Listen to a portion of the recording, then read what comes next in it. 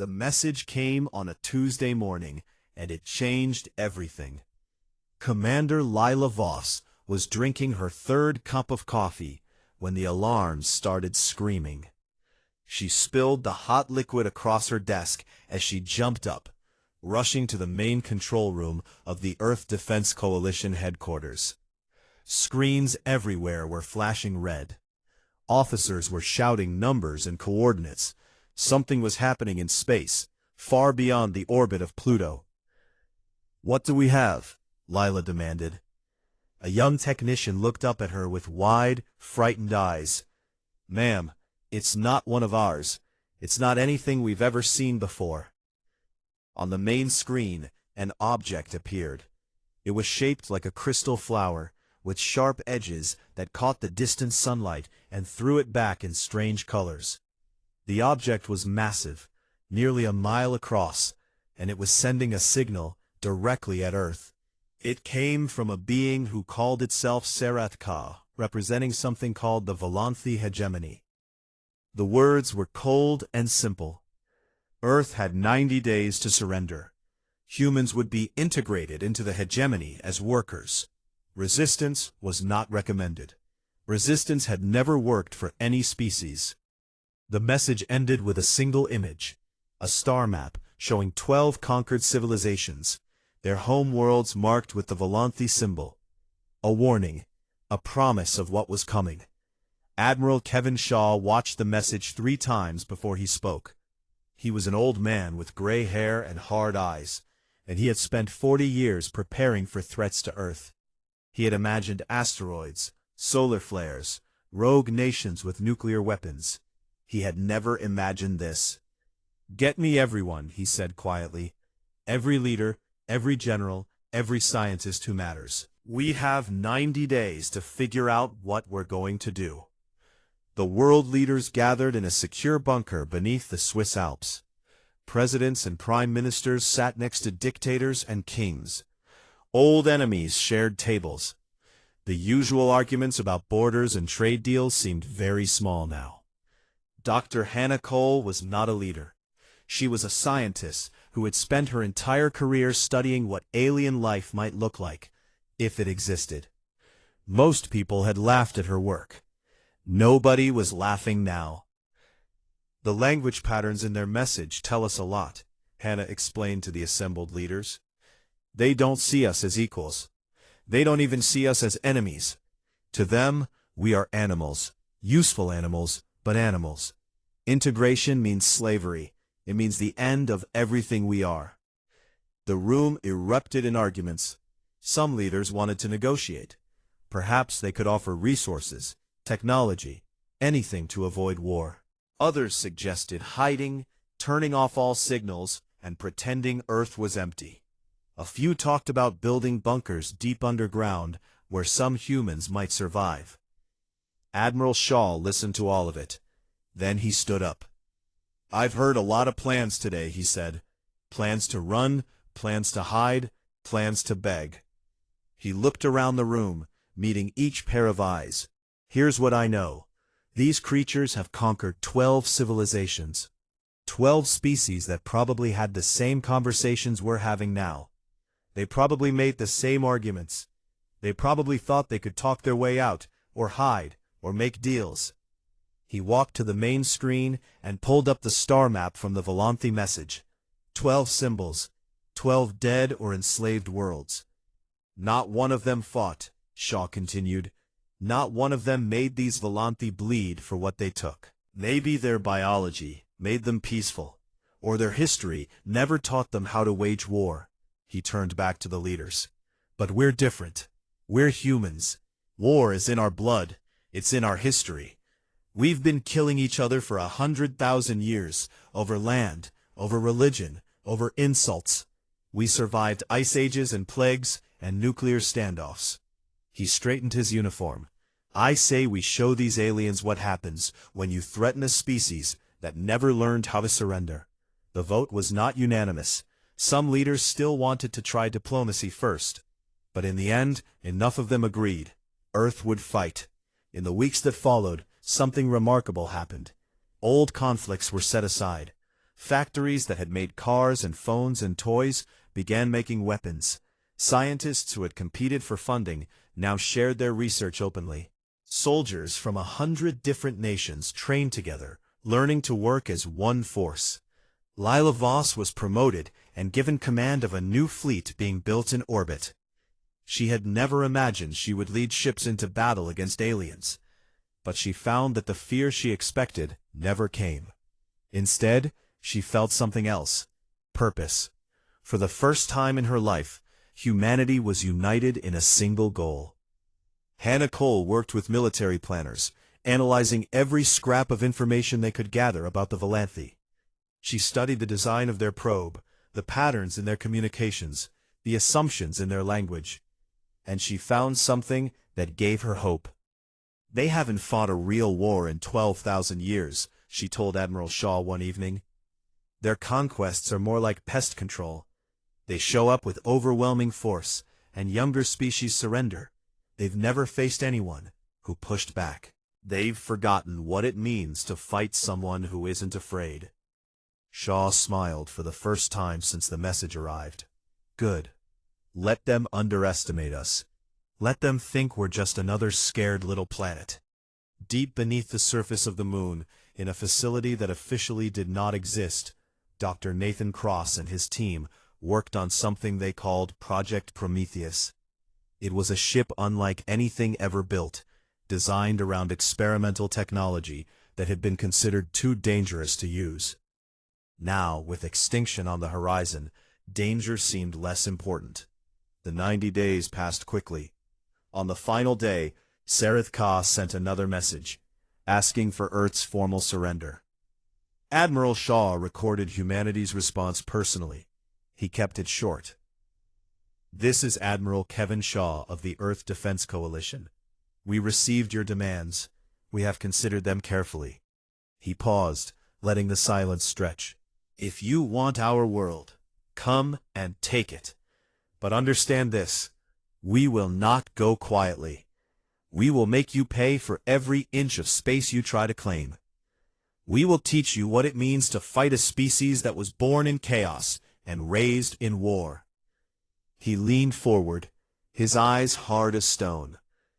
"Earth does not kneel." The message ended. Across the planet, people watched it on their screens. Some cried, some cheered. All of them understood that everything had changed.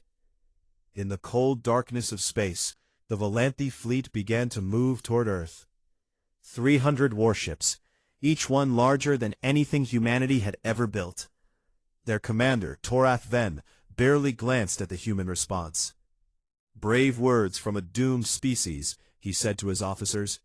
"We will be home before the next cycle ends." The LateHFY fleet moved through space like a slow-moving storm. 300 warships, their hulls gleaming with strange metals that Earth scientists had never seen before. Each ship was a city in itself, carrying thousands of soldiers and weapons that could crack a planet in half. Fleet Commander Torath Ven stood on the bridge of his flagship, watching the distant yellow star grow slowly brighter. He had commanded 43 integration missions in his long career. Not once had he faced any real challenge. Younger species always surrendered when they saw the might of the hegemony. Some fought briefly, small rebellions that were crushed within days. But true resistance? That was a thing of ancient history, stories told to young ones to remind them of darker times. His officers shared his confidence. They joked about the mission, making bets about how long it would take for the humans to break. One officer suggested they might surrender before the fleet even reached their inner planets. Another laughed and said he hoped they fought a little, just to make the mission less boring. Torath Ven allowed the humor. Morale was important, and there was nothing to fear from these primitive creatures. Their ships were tiny, their weapons barely able to scratch hegemony armor. This would be quick. Far ahead of the LateHFY fleet, invisible against the blackness of space, a small human ship watched and waited. Captain Daniel Price, of the destroyer Relentless, had been given a simple mission: observe the enemy and report back. Do not engage. Do not be seen. Daniel was a quiet man with steady hands and calm eyes. He had grown up on a farm in Kansas, dreaming of the stars. Now he was living that dream, though not in the way he had imagined. He studied the Volanthe ships through his sensors, recording their formations, their speed, the energy signatures of their weapons. "They're not even trying to hide," said Lieutenant Amy Grant, his tactical officer. She was younger than him, with sharp features and a mind that worked faster than anyone he had ever met. "No scouts, no patrol ships. They're just marching straight toward us." "Why would they hide?" Daniel replied. "They've never had to. Look at those ships. They're not built for speed or maneuverability. They're built for one thing: overwhelming force." Chief Engineer Marcus Bell looked up from his console. He was a big man, with grease-stained hands and a genius for machines.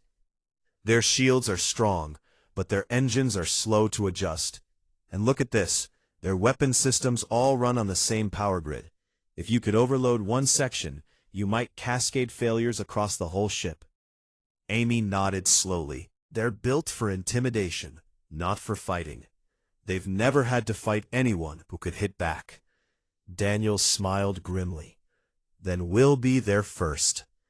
Back on Earth, Admiral Shaw received the Relentless's reports with growing hope. The enemy was powerful, but they were also predictable. Their tactics were programmed, almost automatic. They did the same things in the same ways because those things had always worked. They had no reason to adapt because no one had ever forced them to. Hannah Cole confirmed this in her analysis. The hegemony species are genetically engineered for specific roles. She explained, "Soldiers are built to follow orders, not to think creatively. Commanders are trained to use strategies that worked thousands of years ago. They can't improvise. They literally don't have the mental flexibility for it." "And humans?" Shaw asked. Hannah almost laughed. "We're chaos in biological form. We survived because we could adapt to anything. Ice ages, famines, diseases, each other. Our brains are wired to solve new problems in new ways. It's why we're so unpredictable. It's why we drive each other crazy." She paused. "And it's why we might actually have a chance." Shaw nodded and turned to his strategic team.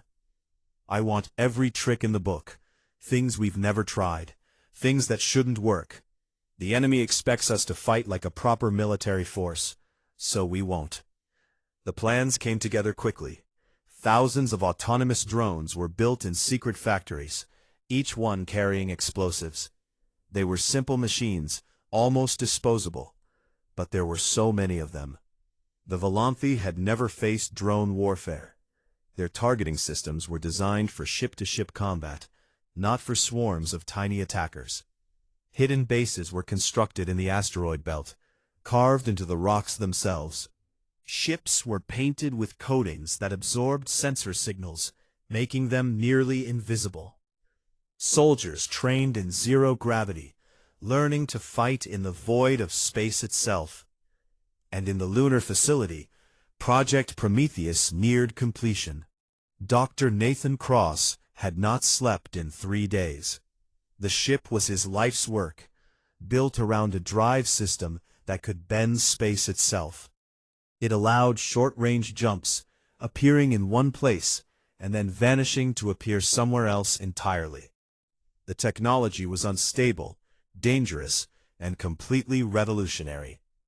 "If this works," Nathan told Admiral Shaw during an inspection, "you'll have a ship that can be anywhere on the battlefield at any moment. The enemy won't be able to track it, predict it, or defend against it.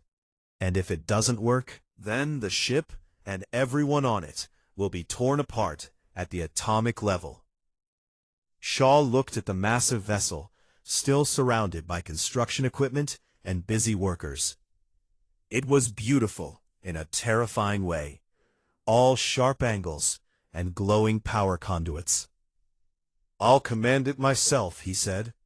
"If we're asking people to take this risk, The order should come from someone willing to take it too. The Volanthi fleet passed Neptune, then Uranus. They moved with the casual pace of a predator that has never known fear. Torath then received reports of strange signals from the asteroid belt, but he dismissed them. Probably just the humans' mining operations.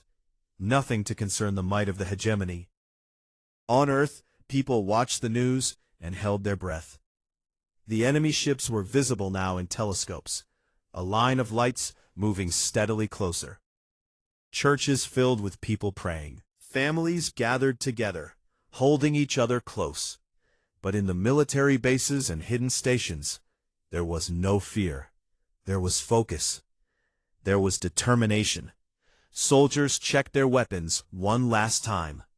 Pilots ran through their attack plans again and again. Engineers made final adjustments to systems that had to work perfectly. LateHFY stood on the bridge of her command ship, watching her fleet move into position among the asteroids. Her hands were steady. Her voice was calm. All ships, this is Commander Voss. In a few hours, we're going to do something no one has ever done before. We're going to fight back against an empire that has never lost. They think we're nothing. They think we'll break at the first sign of real battle. She paused, letting her words sink in. They're wrong. We are the children of a world that tried to kill us 1,000 times. We survived everything our own planet threw at us. And we will survive this.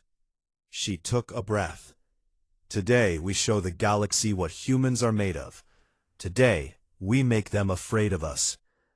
The fleet went silent, every crew member listening, every heart beating faster. In the distance, the first Volanthi ships entered the asteroid belt. The storm was about to break. The asteroid belt stretched across millions of miles, a vast field of spinning rocks that ranged from tiny pebbles to mountains floating in the void. The Volanthi fleet entered it without concern. Torath then had seen asteroid belts before. They were obstacles, nothing more. His ships pushed through, their powerful shields brushing aside the smaller debris. The first hour passed in silence, then the second. Torath then grew impatient. According to his calculations, the human fleet should have appeared by now. Perhaps they were hiding behind one of their inner planets, preparing some desperate last stand. It did not matter. He would find them and crush them. "Commander," one of his officers said suddenly, "we're detecting multiple small objects approaching from all directions." Torath then looked at his display. Thousands of tiny dots were appearing, emerging from behind asteroids, rising from hidden positions in the debris field. They moved fast, faster than his ships could turn. "What are they?" he demanded. Before anyone could answer, the first wave of drones struck. The explosions lit up the darkness of space like a sudden sunrise. The drones were simple machines, carrying nothing but thrusters and warheads. They slammed into Volanthi ships by the hundreds, finding gaps in shield coverage, targeting sensor arrays and weapon ports. The hegemony's targeting systems tried to track them, but there were too many, moving too fast, coming from too many directions. 37 ships died in the first 10 minutes. Their shields failed, their hulls cracked open, their crews scattered into the vacuum. Torath then watched in disbelief as a third of his vanguard vanished in fire and light. "Return fire!" he screamed. "Target those things!" His ships fired, but their weapons were designed for large targets, slow-moving capital ships. The drones weaved between the blasts, sacrificing themselves against shields, just to create openings for the next wave. It was chaos. It was madness. And then the human ships appeared. Captain Daniel Price brought the Relentless out from behind a massive asteroid, her weapons already firing. Around him, dozens of other human vessels emerged, painted in dark colors that had hidden them against the black rocks. They struck at the Volanthi flanks, hitting ships that were still trying to deal with the drones. "All batteries, concentrate fire on the lead cruiser," Daniel ordered. Amy, I need targeting solutions faster than they can react. Lieutenant Amy Grant's fingers flew across her console. She had studied the Volanthe formations for weeks, learning their patterns, predicting their movements. She knew what they would do before they did it. They're going to rotate their damaged ships to the rear and bring fresh ones forward. Standard defensive maneuver. If we hit them now, before the rotation completes, we can catch them out of position. Daniel trusted her completely. All ships, adjust firing angle by 3 degrees. Hit them now. The human fleet fired as one. Energy beams and missiles slammed into Volanthe ships that were caught mid-turn, their shields facing the wrong direction. 3 more enemy vessels broke apart. 2 others began venting atmosphere, their crews dying in the cold. On his flagship, Torath Ven felt something he had not experienced in centuries. Fear. These humans were not fighting like any species he had ever encountered. They were not trying to match his strength. They were dancing around it, hitting weak points, refusing to stand still. All ships, advance, he commanded. Push through them. Use our numbers. It was the obvious strategy. The hegemony still had over 200 warships against the humans' few dozen. In a straight fight, the outcome was certain. Torath Ven would accept losses to achieve victory. He always had. The Volanthe fleet pushed forward with brutal force. Human ships began taking hits. The destroyer Valiant was caught between 2 enemy cruisers, her shields failing under the combined assault. Commander Rosa Martinez knew her ship was dying. She could see the damage reports, feel the deck shaking beneath her feet. She had seconds to make a choice. All hands, abandon ship, she ordered. Then she locked the navigation controls and pointed her wounded vessel directly at the larger of the 2 Volanthe cruisers. The Valiant struck at full speed, her remaining power core detonating on impact. The explosion tore through the enemy ship's shields and ripped it in half. A moment later, the blast wave damaged the second cruiser badly enough that another human ship finished it off. Rosa's escape pod tumbled through the debris. She was the only survivor from her crew. But she had taken 2 enemy ships with her. "We don't kneel," she whispered to herself, watching the Volanthe fleet burn. The battle raged for hours. Human ships fought with desperate courage, using every trick they had. They hid behind asteroids and struck from ambush. They sacrificed damaged vessels to protect healthier ones. They refused to break, refused to run, refused to die quietly. But the numbers were telling. More human ships fell. The enemy pushed closer and closer to the inner system. Torath Ven, despite his losses, believed victory was still certain. He had lost nearly 100 ships, an unthinkable number, but he still had enough to overwhelm the remaining human forces. And then, space itself seemed to tear open. A ship appeared out of nowhere, directly behind the Volanthe formation. It was massive, almost as large as Torath Ven's flagship, but it looked completely different from the human vessels they had been fighting. It gleamed with strange energy, its hull covered in patterns that hurt the eyes to look at. Project Prometheus had arrived. Admiral Shaw sat in the command chair, feeling the ship hum with power around him. The jump had worked. He was alive, his crew was alive, and they were exactly where they needed to be. "All weapons, fire," he said calmly. Prometheus unleashed destruction on a scale the Volanthe had never seen. Her weapons were new designs, built specifically to crack hegemony shields. 3 enemy ships died before they could even turn around. Torath Ven screamed orders, trying to bring his fleet about to face this new threat. But before his ships could complete the turn, Prometheus vanished. She reappeared on the opposite side of the formation, and fired again. The jump drive allowed Shaw to appear anywhere in the battle space, strike, and disappear before the enemy could respond. He was everywhere and nowhere. The Volanthe could not track the ship, could not predict where it would appear next. Their formations fell apart, as captains panicked, trying to protect themselves from an enemy that seemed to attack from all directions at once. Daniel Price saw the chaos and pushed his advantage. "All human ships, attack! Drive them back!" The combined assault was too much. Valanthy ships began to flee, breaking formation and running for open space. Torath Ven tried to rally them, but his commands went unanswered. Fear had taken hold, the kind of fear his species had not felt in thousands of years. When the battle finally ended, only 43 Valanthy ships remained. They fled toward the outer system, their drives burning at maximum power. Behind them, they left the wreckage of their fleet, scattered among the asteroids.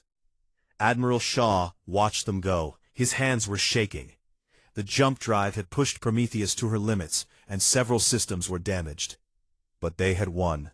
Against all odds, against an enemy that had never known defeat, humanity had won. Across the fleet, exhausted crews began to cheer. Some cried. Some just sat in silence, unable to believe they were still alive. Daniel Price looked out at the debris field, at the burning remains of ships from both sides. This was just the beginning, he knew. The hegemony would return with more ships, more weapons, more determination to crush these upstart humans. But today, they had learned something important. The galaxy was not as safe as it seemed. There was a species out there that would not surrender, would not break, would not kneel. Earth had drawn first blood, and it was only the beginning. The 43 surviving ships limped back to Valanthy space, carrying news that would shake the foundations of the hegemony. No one believed the reports at first. A younger species defeating a hegemony fleet?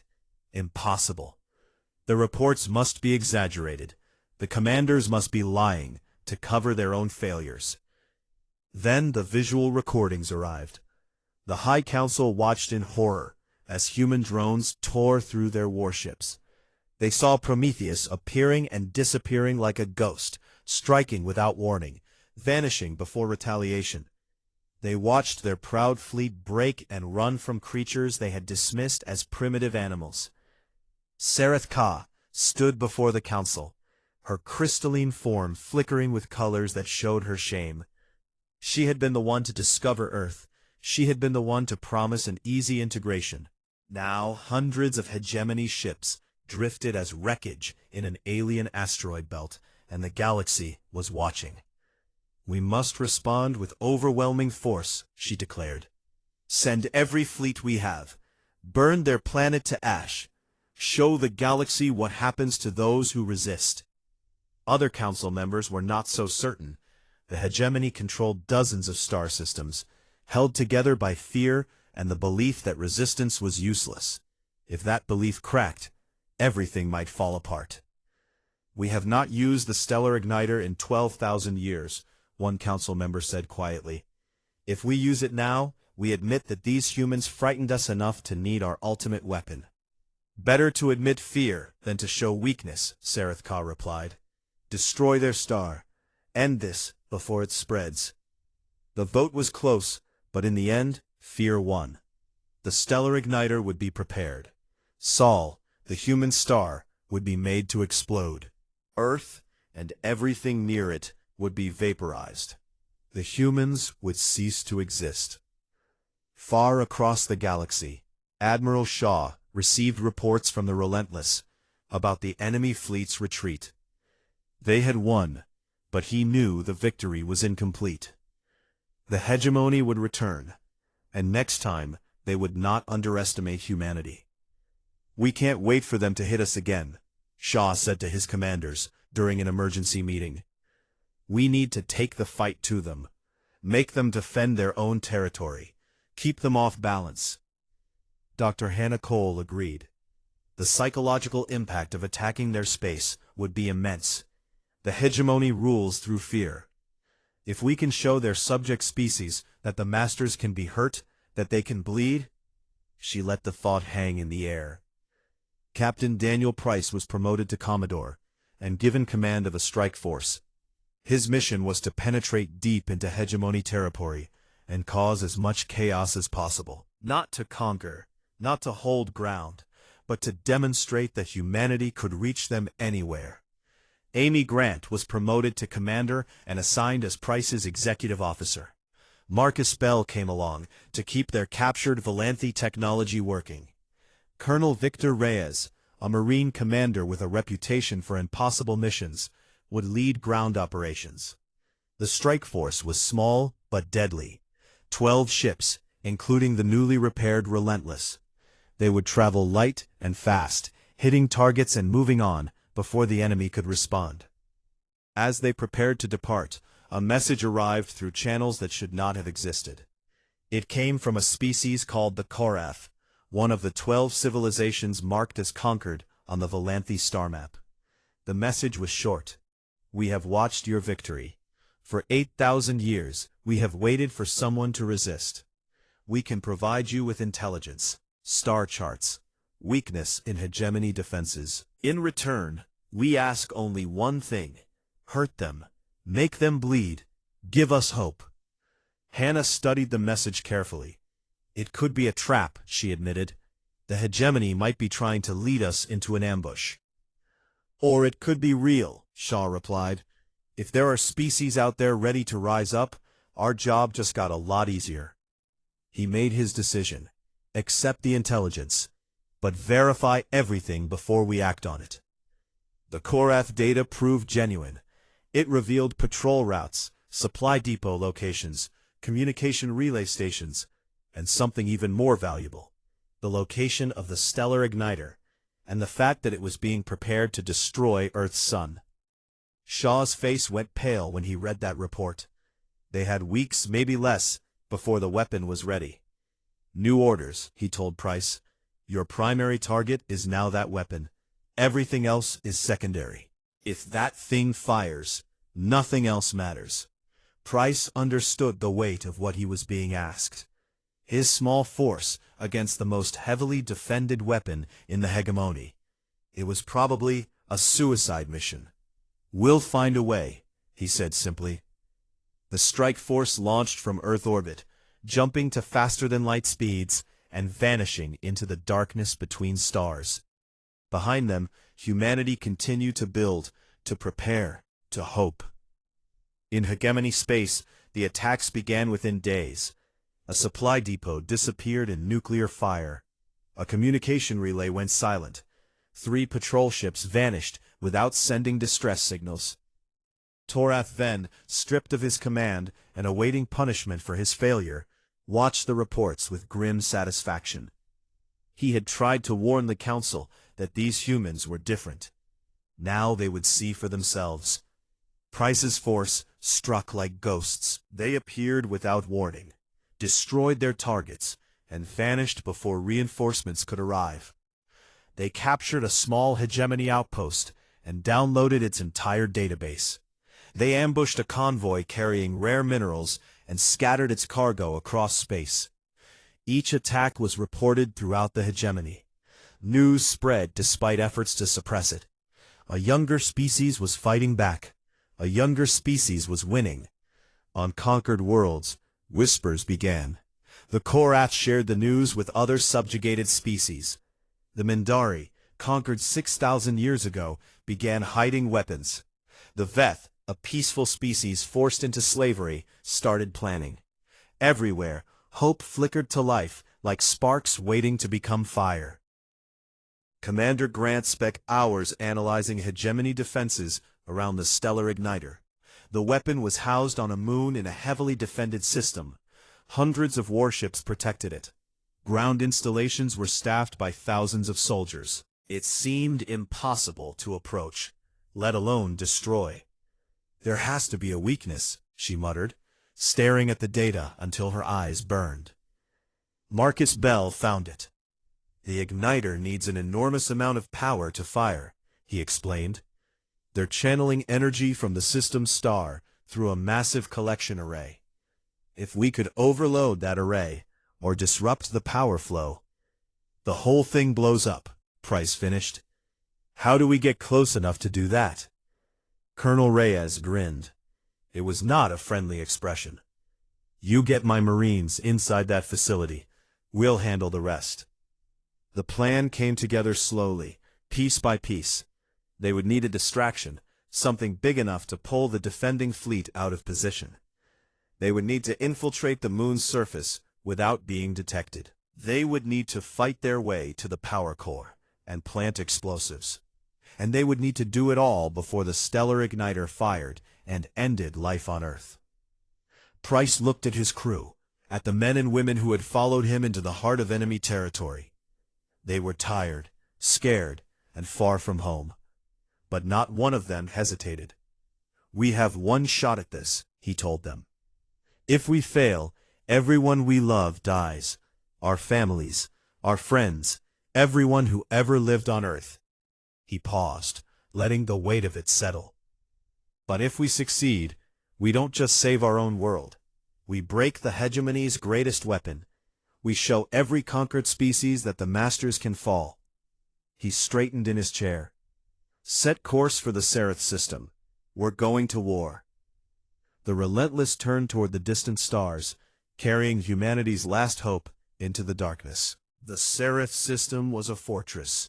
Hundreds of warships orbited the pale moon where the stellar igniter waited, their weapons pointed outward at a universe that had never dared to threaten them.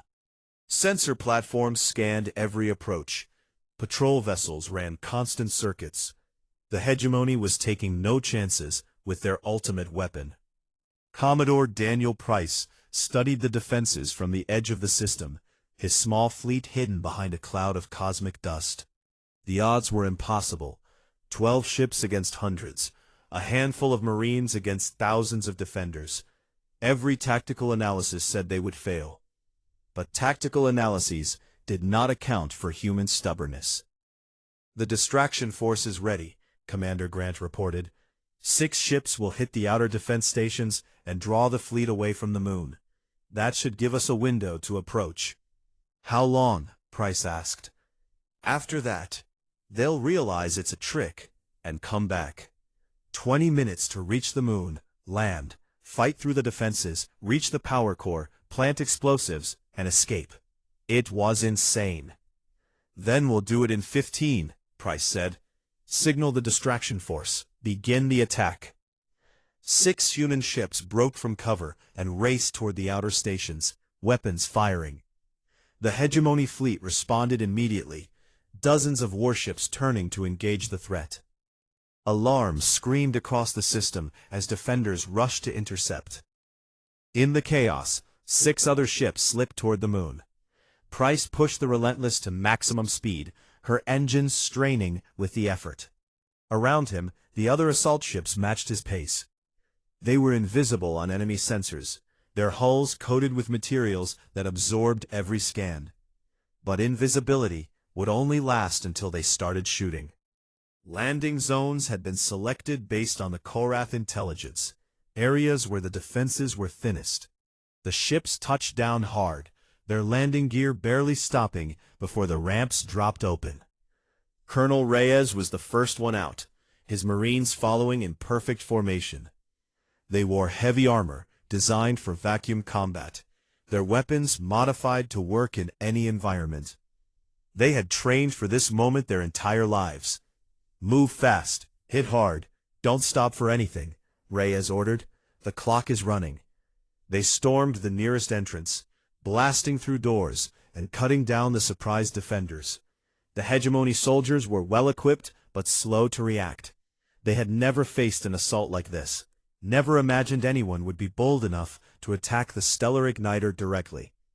Marcus Bell ran with the Marines, carrying equipment that would interface with the alien systems. His job was to reach the power core and find the best place to plant the explosives. Without him, the mission would fail. The fighting was brutal. Hegemony reinforcements poured in from deeper in the facility, their weapons filling the corridors with deadly energy. Marines fell, their armor cracked open by concentrated fire. But for every human who died, they took 10 enemies with them. Reyes led from the front, his rifle never stopping. He had fought in wars on 3 continents back on Earth, but nothing had prepared him for this. The aliens were tough, and they kept coming, wave after wave. "Bell, how much further?" he shouted over the gunfire. "2 more levels down. The core is right below us." They fought their way to a lift shaft and descended, leaving defenders scattered behind them.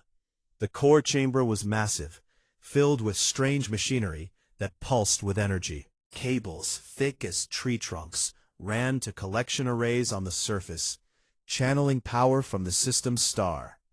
Marcus Bell got to work immediately, his hands flying over controls he had spent weeks learning to understand.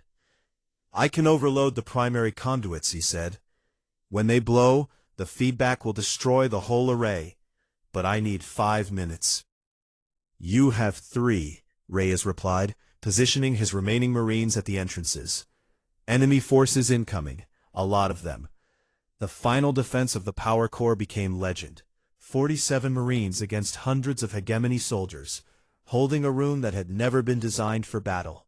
They used the machinery for cover, creating choke points that forced the enemy to come at them in small groups. Men and women died holding those positions, buying seconds with their lives. Reyes took 2 hits that would have killed anyone else, but he kept fighting, kept directing fire, kept his people alive. "Done!" Bell shouted. "Charges are set. We need to go now." The retreat was almost as bloody as the advance. They fought their way back to the surface, carrying wounded, leaving dead. The ships were waiting, engines already hot. They threw themselves aboard and launched just as the facility began to shake.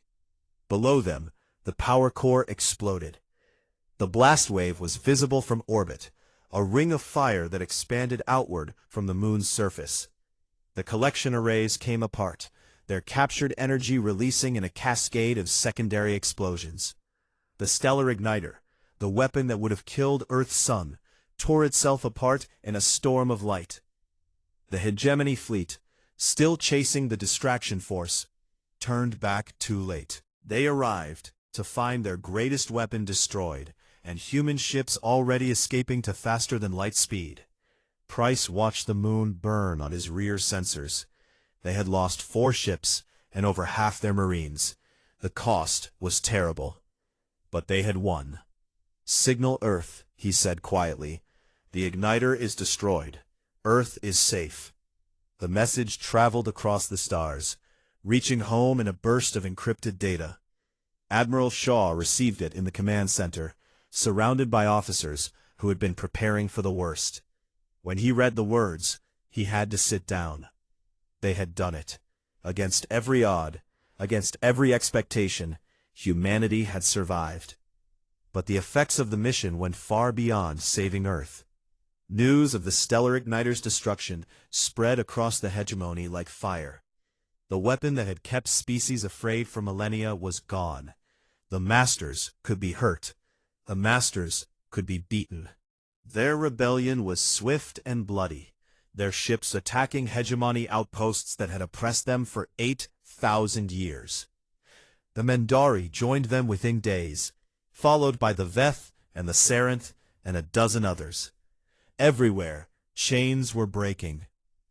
The Volanthi High Council watched their empire crumble and could not understand. They had ruled for 60,000 years. They had never imagined it could end like this, brought down not by conquest, but by hope. Sareth Ka requested a meeting with the humans. The council had no choice but to accept. The treaty was signed aboard the Prometheus, which had jumped across the galaxy to be present. Admiral Shaw stood across from Sareth Ka, 2 species that had nearly destroyed each other, now searching for peace. "We did not understand," Sareth Ka admitted. Her crystalline form no longer showed arrogance. It showed something closer to respect, and perhaps fear. "Your species carries something we have never seen. A fire born of your world's violence." Shaw thought of all the wars humanity had fought, all the disasters they had survived, the plagues and famines and ice ages, the nuclear standoffs and environmental collapses. Every time they had found a way forward. Every time they had refused to die. "We didn't survive Earth by being gentle," he said. We survived by being stubborn. The treaty was signed. The hegemony would withdraw from human space forever. The subjugated species would be free to determine their own futures. A new era was beginning, built on the ashes of an empire that had forgotten how to fight. The Prometheus returned to Earth, her crew exhausted but proud. Daniel Price stood on the observation deck, watching the blue and green sphere grow larger on the view screen. Beside him, Amy Grant leaned against the rail, her eyes fixed on home. "Do you think they'll leave us alone now?" she asked. Price considered the question. The galaxy was vast, and there were other powers out there, other threats they had not yet met. Humanity had announced itself in the loudest possible way. Some would respect that. Others might see it as a challenge. "No," he said honestly, "but they'll think twice before coming for us, and that's a start." Below them, Earth turned slowly in the sunlight. Cities glittered on the night side. Ships moved in orbit, building, preparing, growing stronger. Humanity had survived its first contact with the galaxy, and they would be ready for whatever came next. The war was over, but humanity's journey had just begun. They had unleashed their fury on a galaxy that expected them to kneel. They had fought when they were supposed to surrender, won when they were supposed to lose, and changed the course of galactic history forever. And somewhere, in the quiet spaces between stars, other species were watching, hoping. Earth had shown them the way. Now it was up to the rest of the galaxy to follow.